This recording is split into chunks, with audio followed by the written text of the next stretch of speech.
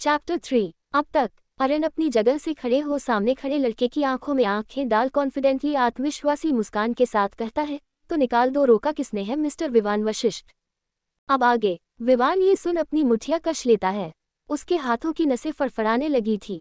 विवान एक नज़र वहां मौजूद स्टाफ की ओर देखता है, जिनकी नजरें तो अपनी लैपटॉप स्क्रीन पर थी, लेकिन कान अरन और विवान की ओर। विवान एक गहरी सांस छोड़ अरन से बोला, डोंट वरी, वो दिन भी आएगा जब इस कंपनी में तुम्हारा आखिरी दिन होगा। मैं बस डैड के कारण चुप हूँ। ना जाने उन्हें तुम में क्या दिखाई देता है। अरन को ऊपर से नीचे तक देखते हुए, जो बस उन्हें तुम्हारे अलावा कुछ दिखाई नहीं देता, लेकिन तुम्हें वो दिखाई नहीं देते। एक फीकी हंसी हंसते हुए, क्या ही बाप बेटे की जोड़ी है। बाप का बेटा सरनेम तक इस्तेमाल नहीं करता। इतना बोल वहां से चला जाता है। अरन अपनी जगह बैठ टेबल पर अपनी कोहनी रख अपने चेहरे को अपनी हथेली में रख एक गहरी सांस लेता है। 2 मिनट ऐसे ही रहने के बाद वापस अपने काम पर लग जाता है। आयरा का केबिन। आयरा मीटिंग रूम से निकलकर अपने केबिन में अपनी जगह पर बैठ जाती है। समर्थ आ गया। आयरा लैपटॉप निकाल आयरा के सामने रख थोड़ी दूरी बनाकर खड़ा हो जाता है। समर्थ आयरा से पूछता है, मैम आगे क्या करना है। आयरा कुछ सोच अपनी पीठ अपनी चेयर से टिका मिस्टीरियस स्माइल करती है। समर्थ आयरा की चेहरे पर मुस्कान देखकर बोला, इसका मतलब आप सब सोच कर बैठी है। आयरा अपने टेबल के साइड डोर से 2 फाइल निकाल समर्थ को दे देती है। समर्थ आयरा के केबिन में एक साइड बने अपने डेस्क पर जाकर उस फाइल पर काम करना शुरू कर देता है। जैसे जैसे समर्थ उस फाइल को पढ़ रहा था वैसे वैसे समर्थ के चेहरे पर मुस्कान गहरी हो रही थी। समर्थ दोनों फाइल रीड कर आयरा की ओर देखता है। आयरा समर्थ को देख अपनी एक आईब्रो उठा देती है। समर्थ आयरा की बात समझ अपना सर हाँ में हिला देता है, फिर वापस अपने काम पर लग जाता है। शाम को समर्थ एक फाइल आयरा के सामने रखते हुए बोला, अंडरस्को, इसे एक बार देख लीजिएगा, फिर टेंडर के लिए अप्लाई कर देंगे। आयरा एक मुस्कान के साथ पलके झपका देती है। समर्थ अपने डेस्क पर जा अपना सामान ले आयरा को ग्रीट कर केबिन से निकल जाता है। कुछ देर बाद आयरा भी उस फाइल को चेक कर साइड डोर में रख अपनी जगह से उठ अपना लैपटॉप बैग में रख केबिन से निकल जाती है। आयरा के जाते ही कोई धीरे से छुपते हुए उसके केबिन में आ डोर से उस फाइल को निकाल एक्सचेंज कर ले जाता है। अरन का फ्लैट। काकी किचन में आयरा और अरन के लिए डिनर बनाने की तैयारी कर रही थी। आयरा काकी के पास अपना फोन काकी की ओर करते हुए, अंडरस्को, काकी डिनर मत बनाएं, डैड ने हमें डिनर पर बुलाया है। काकी अपना सर हाँ में हिला देती है। आयरा काकी को जाने को कहती है। काकी भी सामान वापस समेटकर चली जाती है। आयरा उसके जाने के बाद डाइनिंग टेबल पर बैठ अरन का वेट करने लगती है। ना चाहते हुए भी उसकी आंख से एक बूंद आंसू की लुढ़क कर उसके गाल पर आ जाता है। आज उसकी फर्स्ट वेडिंग एनिवर्सरी थी, लेकिन अरन उसे पूरे 1 साल से ऐसे इग्नोर कर रहा था जैसे वो उसकी लाइफ में एग्जिस्ट ही नहीं करती। बस यही आकर आयरा खुद को हारा हुआ महसूस करती थी। आयरा कुछ पुरानी यादों में गुम हो जाती है। फ्लैशबैक। 1 साल पहले अरन आयरा मंडप में बैठे थे। अरन आयरा की मांग में सिंदूर भरता है। पंडित जी की आवाज उस शांत पड़े वातावरण में गूंज जाती है, आज से आप दोनों पति पत्नी हुए।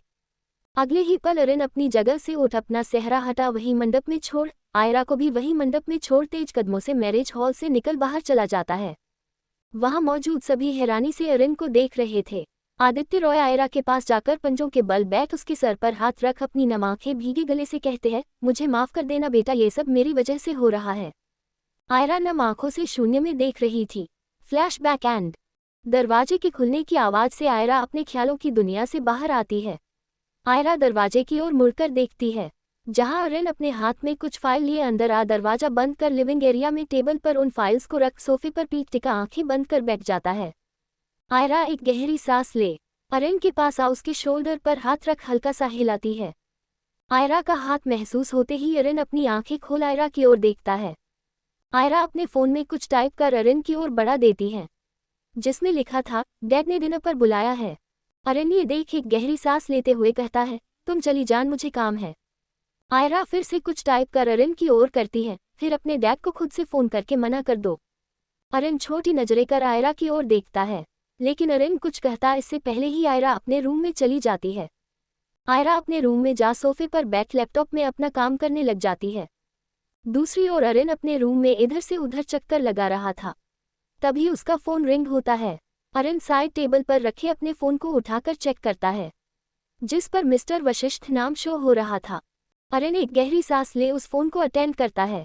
उधर से एक आदमी की आवाज आती है जिसकी उम्र पास 50 के लगभग उम्र होगी। आयरा ने तुम्हें बता दिया होगा डिनर पर आना है, फिर अभी तक आए क्यों नहीं हो तुम दोनों? यहाँ हम कब तक तुम दोनों का इंतजार करेंगे? अरिन बस इतना ही बोला, जी आ रहे हैं। अरिन कॉल कट। आयरा के रूम में जा, उसके रूम का डोर नॉक कर अंदर आ। आयरा से बोला, वो रेडी हो जाओ, डैड के घर जाना। आयरा अपना सर हाँ में हिला देती है। कुछ देर बाद दोनों ही कार में बैठे थे। थोड़ी देर ड्राइव करने के बाद अरिन अपनी कार एक बड़े से बंगलों के बाहर रोकता है, जो दिखने में बहुत ही खूबसूरत था। बीचों बीच गार्डन के एक बड़ा सा फाउंटेन जिसमें रंग बिरंगी लाइट जल रही थी। आयरा कार का डोर ओपन कर बाहर निकलने को होती है। अरिन आयरा का हाथ पकड़ उसे रोकते हुए एक गहरीले आयरा से कहता है, 2 मिनट वेट करो। आयरा छोटी नजरें कर कंफ्यूजन में एक बार अरिन को देख रही थी, एक बार अपने उस हाथ को जो अरिन ने पकड़ा हुआ था। अरिन को जब महसूस होता है वो हड़बड़ाते हुए आयरा का हाथ छोड़ कार से नीचे उतर एक गहरी सांस ले आयरा की ओर जा, उसके साइड का दरवाजा खोल, अपना हाथ आगे बढ़ा, अपना हाथ पकड़ने का इशारा करता है। आयरा एक गहरी सांस ले अपने मन में खुद से कहती है, आयरा ये बस एक दिखावा है, बस दिखावा समझी। आयरा बस खुद को ताली से रही थी कि इस रिश्ते से कोई उम्मीद ना रखे। आयरा ये बोल अपनी फीलिंग को कंट्रोल कर रही थी। ये हर बार होता था, फैमिली के सामने दिखावा, एक परफेक्ट एंड हैप्पी कपल होने का दिखावा। आयरा एक गहरी सांस छोड़ अरिन का हाथ थाम कार से नीचे उतर जाती है।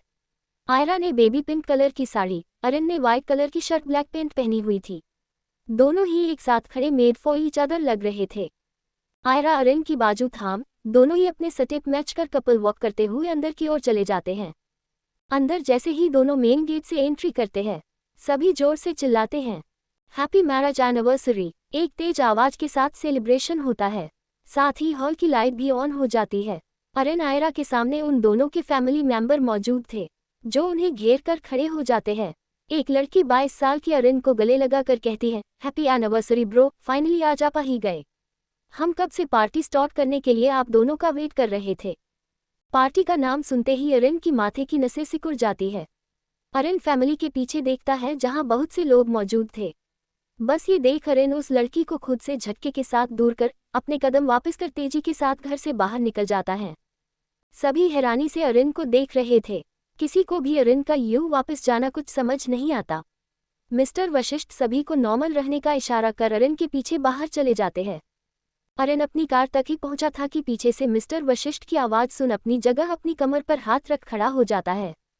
मिस्टर वशिष्ठ अरिन के पास आ उसे बाजू से पकड़ अपनी ओर घुमाते हुए कहते हैं, ये सब क्या है अरिन, तुम ऐसे क्यों चले आए? ये तुम्हारी एनिवर्सरी पार्टी है और तुम ही ऐसे वापस आ गए। आयरा के बारे में सोचो। मिस्टर वशिष्ठ की बात पूरी भी नहीं हुई थी कि अरिन अपनी गहरी पर धीमी आवाज में कहता है, मुझे डिनर के लिए बुलाया था, ना कि पार्टी के लिए। आपको अच्छे से पता है कि मैं आखिर क्यों लोगों से दूर रहता हूँ। नहीं पसंद मुझे ये अनजान लोगों की भीड़ और कारण आप बखूबी जानते हो मिस्टर वशिष्ठ। मिस्टर वशिष्ठ एक गहरी सांस ले अरिन की बाजू रब करते हुए कहते हैं, अपने साथ साथ आयरा को क्यों सजा दे रहे हो तुम? अरिन, मैंने आयरा को इस पार्टी में रुकने से मना नहीं किया, न ही मैं उसे कुछ भी करने के लिए मना करता हूँ। जो मैं कर रहा हूँ इसमें आयरा की ही भलाई है। मैं नहीं चाहता कोई जाने वो मेरी वाइफ। अरिन आगे कहता कहता रुक जाता है, क्योंकि मिस्टर वशिष्ठ के पीछे आयरा खड़ी थी। आयरा की आंखें अरिन की बात सुन नम हो जाती है, फिर भी वो अपने आंसुओं को बाहर बहने नहीं देती। एक गहरी सांस ले अपने इमोशंस को कंट्रोल करती है। क्या होगा आगे जानने के लिए बने रहिए, कमेंट करना बिल्कुल भी ना भूले।